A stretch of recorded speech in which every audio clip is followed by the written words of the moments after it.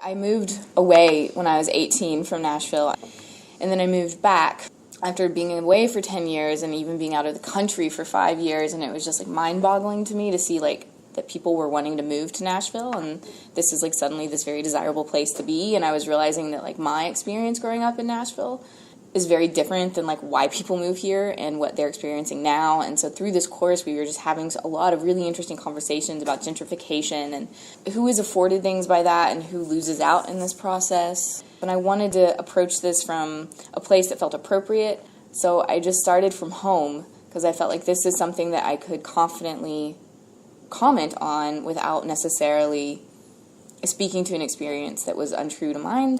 And then also spending a lot of time in 12 South recently, which, like I said, like I never, ever hung out in 12 South growing up.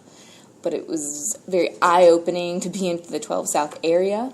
And then I started reading all of these bonkers descriptions of the restaurants in that area. And then I started looking at descriptions of restaurants outside of 12 South, just like the hippest restaurants. Saw the contrast of maybe, I guess, how Nashville's being marketed and like how I experienced Nashville growing up and how I'm experiencing it now. This is my house from the woods that back up to our house. I read this description of some restaurant that said wineless and a woodsy ambiance, and I was like, okay, what does that even mean? Southern fare and elegant Southern fare and elevated Southern, all of these terms kept popping up. And I saw this really interesting, typical Southern aesthetic echoed in the front, on the front porch of our house with like the white pillar.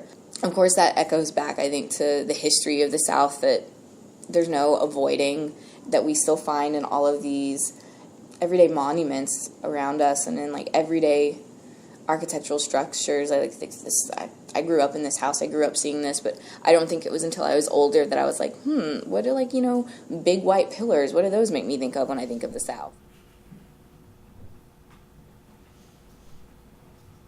You can see that door has been through a lot. It's seen better days. It leads to the den/office/makeup room/daycare/ it used to be a garage when the house was first built, and Dad and his friends converted it into a different space, and then Mom had a daycare there growing up. That was how she earned our living. That's now where I do work. It's now where I get ready for the day. It's where I Skype with my husband. It's where I live now, and it feels very disconnected from everything outside my front door, even though this is where I grew up and this is where I live now, and I don't know quite how to feel about that.